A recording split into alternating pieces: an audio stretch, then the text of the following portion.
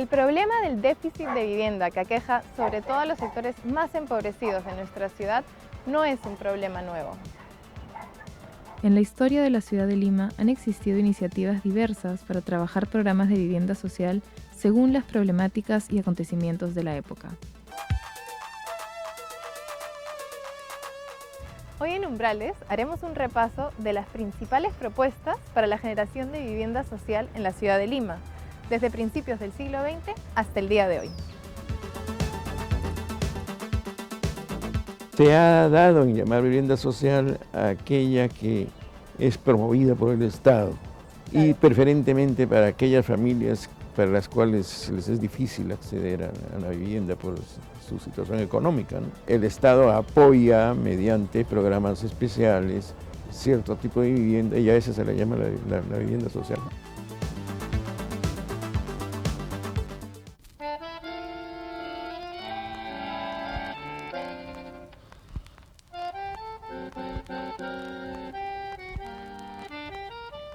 A principios de siglo, la ciudad de Lima ya experimentaba una presión importante por falta de vivienda de calidad o de vivienda en general para los sectores obreros y trabajadores del auge industrial de la época. Para contrarrestar las condiciones de escasez, hacinamiento e insalubridad de las viviendas, durante el periodo entre el año 1910 y 1940 se trabajaron propuestas diversas. Por un lado, se realizaron proyectos de quintas y casas obreras en los terrenos devaluados de las zonas centrales de Lima a cargo de la beneficencia pública.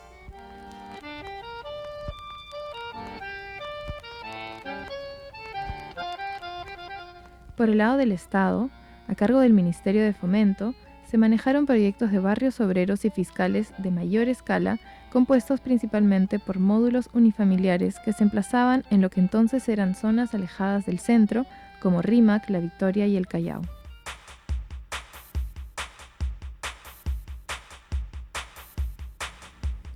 En paralelo a estas acciones, las tendencias urbanas de ciudades industrializadas en Europa y Norteamérica se decantaban por nuevos modelos de ciudades autosuficientes en las que abundaran los espacios verdes y existiera un abastecimiento de servicios tanto urbanos como rurales para proveer educación, comercio, ocio y trabajo a sus habitantes, lejos de las malas e insalubres condiciones que ofrecían las ciudades industriales en crisis. Uno de los modelos que más caló en los principios urbanistas de esa época fue la idea de la ciudad jardín, principalmente promovida por el investigador inglés Ebenezer Howard, la cual se caracterizaba por la separación de usos con un barrio central administrativo y comercial rodeado de un gran parque y alrededor del cual se ubicarían las viviendas. Los nuevos barrios residenciales que surgieron en Europa y Estados Unidos tuvieron como base esta propuesta. Se daba una prioridad a la vida barrial donde el peatón fuese privilegiado para poder tener todo al alcance, menos el lugar de trabajo, para el cual tendría que seguir desplazándose largas distancias. A principios de los años 40 se conjugaron una serie de ideas y factores que definieron una postura consciente y predeterminada para trabajar la problemática de vivienda de interés social. El terremoto de 1940 y el censo de ese mismo año evidencian una crisis importante en la disponibilidad de vivienda al alcance del poblador común, mientras que la idea moderna de ciudad que divulgaba a fines de los 40 la revista El Arquitecto Peruano da pie a nuevas ideas de proyectos habitacionales para vivienda social.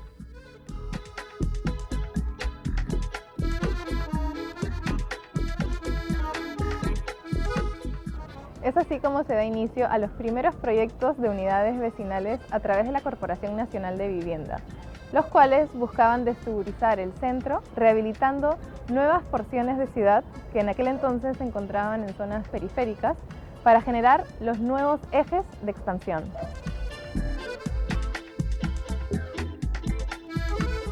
Por primera vez, se ven aparecer proyectos de edificios de vivienda compuestos por bloques densos que contrastan con una amplia área verde, con vías vehiculares y peatonales diferenciadas y con autonomía de servicios e infraestructura.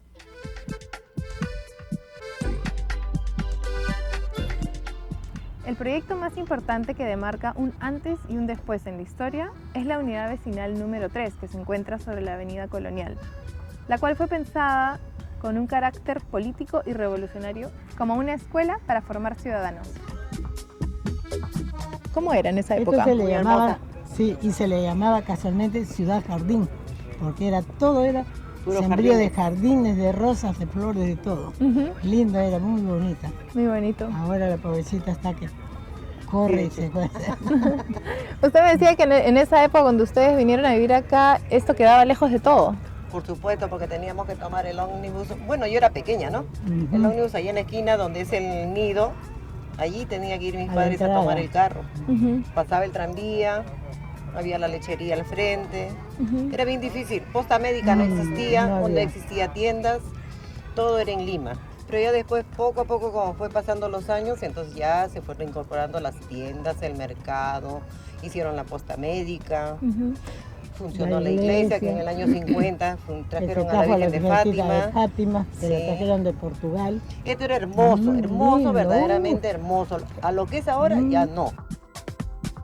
El espacio cívico y colectivo se planificó en torno al equipamiento educativo, dejando una trama urbana para la ubicación de viviendas que fue tan transgresora que debía modificarse el reglamento de urbanizaciones de aquella época.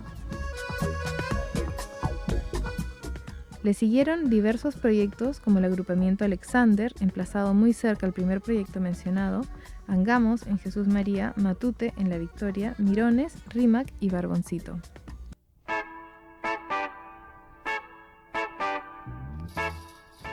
En los años 60, durante el primer mandato del arquitecto Fernando Belaúnde Terry, se empiezan a consolidar las áreas de expansión donde se ubicaban los proyectos anteriormente mencionados.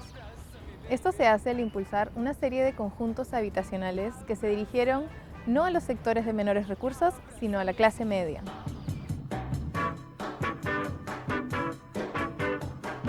Se inició por el conjunto habitacional Palomino en la avenida Venezuela para continuar con proyectos tan emblemáticos como el conjunto residencial San Felipe en Jesús María.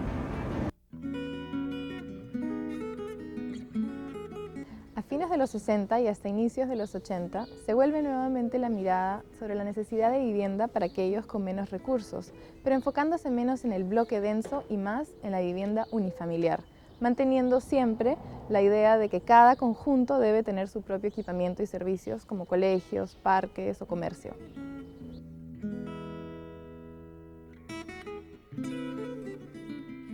Bajo esta premisa se desarrollaron conjuntos como próceres y precursores, al igual que el proyecto experimental de vivienda Previ, el cual partió de un concurso internacional de diseño que fue reconocido a nivel mundial por la innovación de sus propuestas.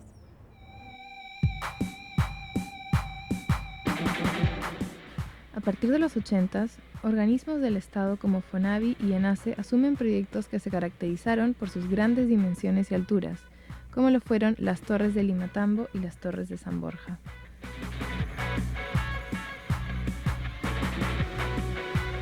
Sin embargo, ya desde principios de los 60 se venía promoviendo la Ley 13517 para la remodelación, saneamiento y legalización de barrios marginales.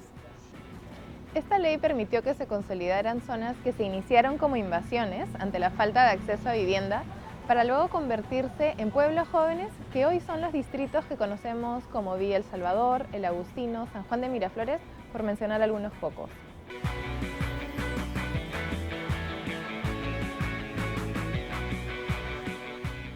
El gobierno de Belaúnde impone una diferencia aquí entre el conjunto residencial para la clase media y el lote más servicios para los pobres.